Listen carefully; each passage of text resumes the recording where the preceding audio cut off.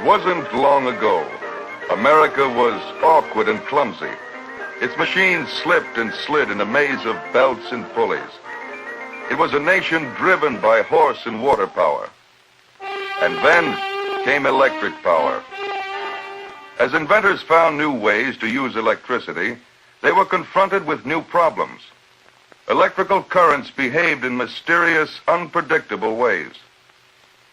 While electric power was in its infancy, a hunchbacked German immigrant arrived in America, a dwarf who stood scarcely more than 4 feet tall, but who cast the shadow of a giant before him.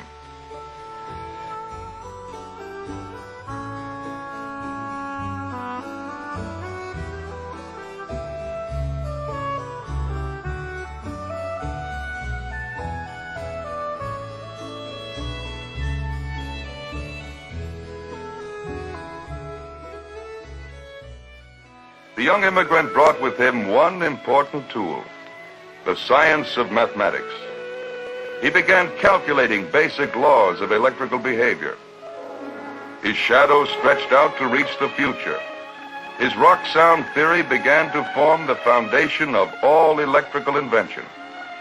His mind became a spur to accelerate change, to lighten the burdens of all men.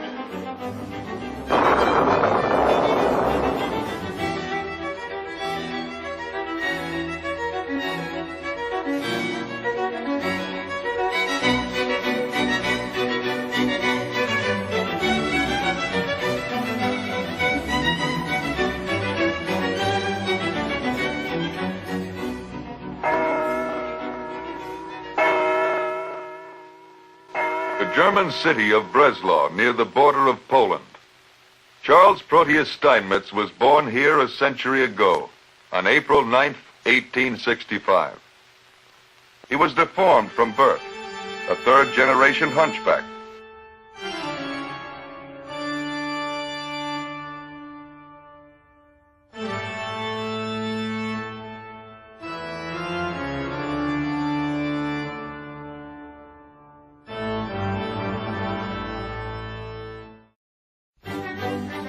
Extraordinarily inquisitive, perhaps blessed already with the divine discontent which would make him grow to be a giant among men.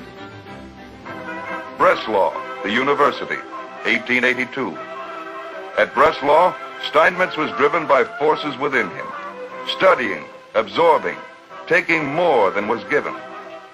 He was obsessed with theoretical physics, chemistry, economics, medicine, and especially with higher mathematics and the study of what was then a primitive form of electrical engineering.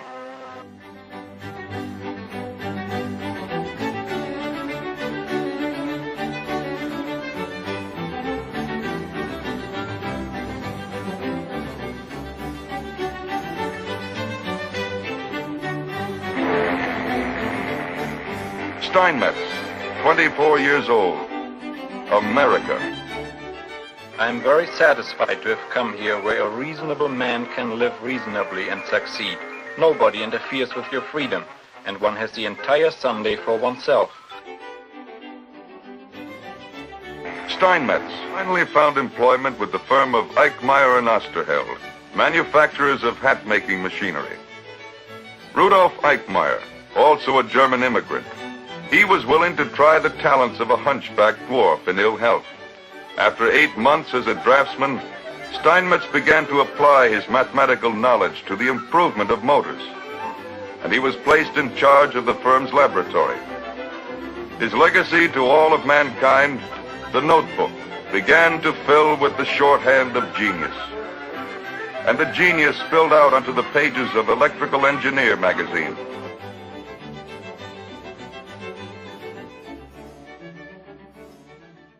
There was fundamental knowledge, words and figures, the basis for 1,000 inventions. Steinmetz, perched on a stool like some fantastic bird, had formulated the law of hysteresis, the basic explanation of magnetic behavior. He had made possible the invention of efficient and dependable electric motors. As Steinmetz was developing his law of hysteresis, two rival companies announced a merger, Edison Electric and Thomson Houston. Combined, they formed the General Electric Company. Shortly after, the new company purchased Eichmeyer and Osterheld and obtained a great asset, the monumental curiosity and genius of Charles Proteus Steinmetz. And so Steinmetz moved to upstate New York, where the Schenectady works of the young electrical company had some 20 buildings and 5,000 employees. Steinmetz, Schenectady. He lived here for 30 years and helped make a little New York village into one of the great electrical manufacturing centers of the world.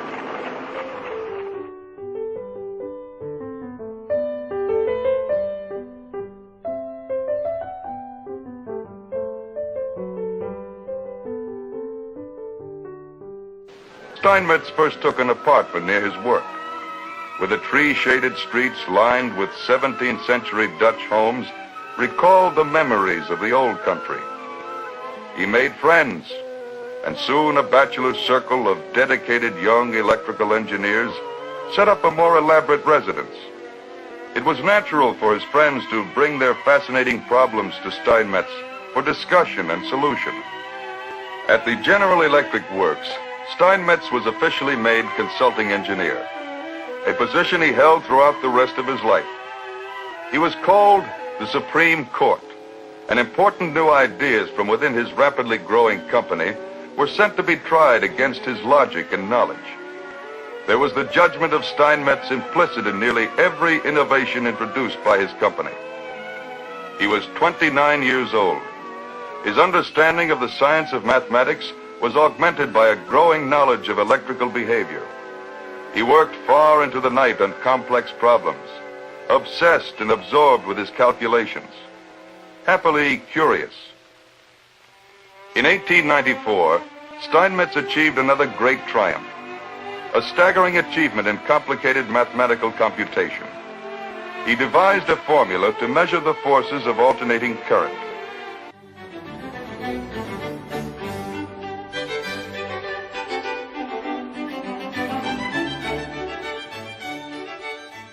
Achievement was so monumental that others could not understand what he had done. Very few believed that his theory would work. And so, Steinmetz suggested that alternating current be transmitted over the 26-mile power line from Niagara Falls to Buffalo, an unprecedented test to prove his theory. At the same time, a major portion of the young electrical industry was fighting vigorously for the establishment of direct current.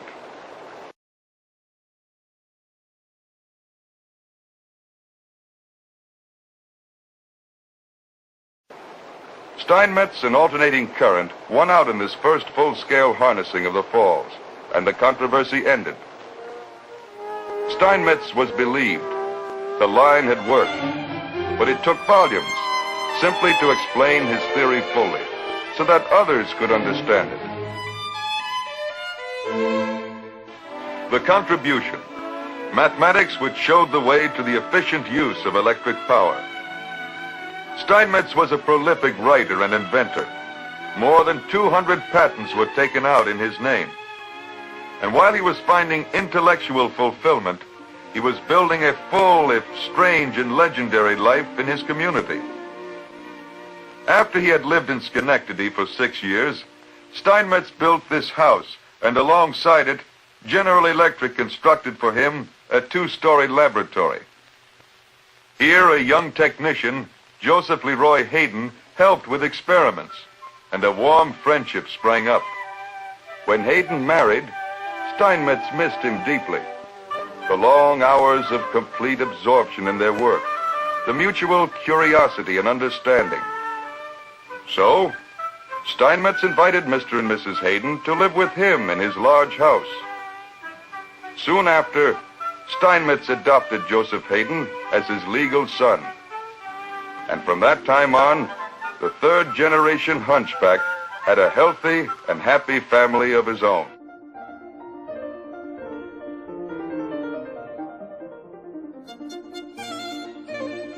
Steinmetz loved unordinary things too, perhaps because of his deformity.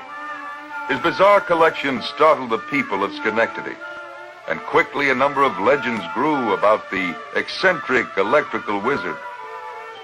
He was fascinated with photography and the things he could capture with a camera.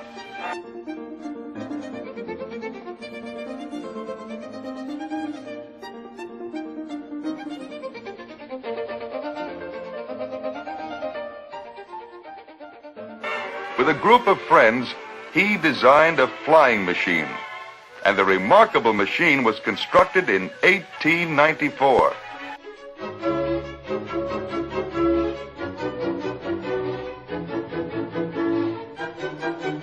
But it got off the ground only in trick photographs Steinmetz made.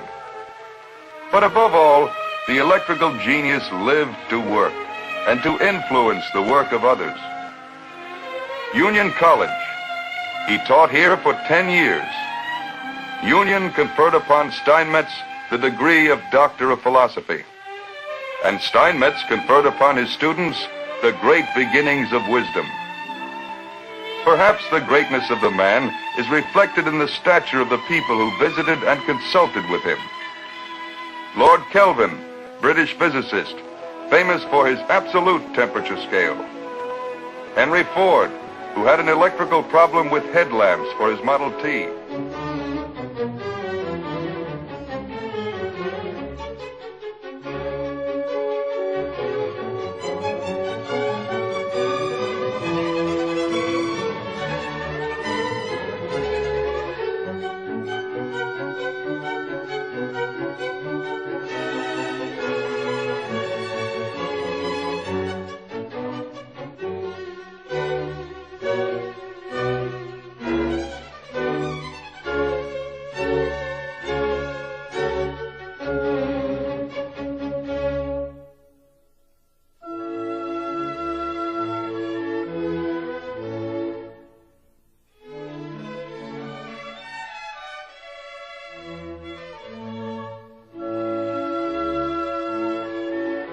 Guglielmo Marconi, pioneer of the wireless radio. Professor Albert Einstein, whose theory of relativity Dr. Steinmetz published in a somewhat popular style. Another electrical genius and contemporary of Steinmetz. Steinmetz could never separate his private life from his work. At his camp on the Mohawk River, he spent many hours studying new electrical problems. And at the camp began a chain of extraordinary events.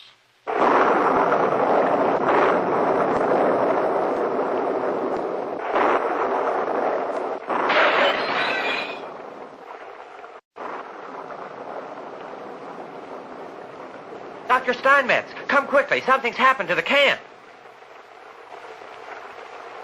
Emil, this is the opportunity of a lifetime. Quick, get me the camera. I want to photograph every detail. Look here, the lightning struck the tree where it divided into two forks. One passed through the ground here, the other must have entered the camp through the extension cord and discharged onto the silvered back of the looking glass. With this glass, we can calculate the electric charge. And so Steinmetz began research into lightning. Systematic investigation started in 1907. And culminated in 1921 with dramatic experiments. In 1922, man-made lightning was demonstrated to the press, and an interested and distinguished guest, Thomas Edison. Our lightning generator gives us a discharge of 10,000 amperes at over 100,000 volts. This explosive effect of real lightning will help us develop better lightning arresters and insulators that will safeguard buildings and electrical power lines.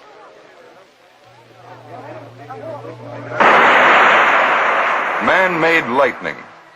The man, Charles Proteus Steinmetz. The drama of the lightning experiments introduced the little electrical wizard to the people of America. And the people gave him a title, the Thunderer. The man who made lightning in the laboratory and in the minds of men. I envy the young men of today, for although the engineer has infinitely more competition, he has infinitely more opportunities. And what is true of electrical engineering is equally true of every other field of human endeavor. If I were to bequeath to every young man one virtue,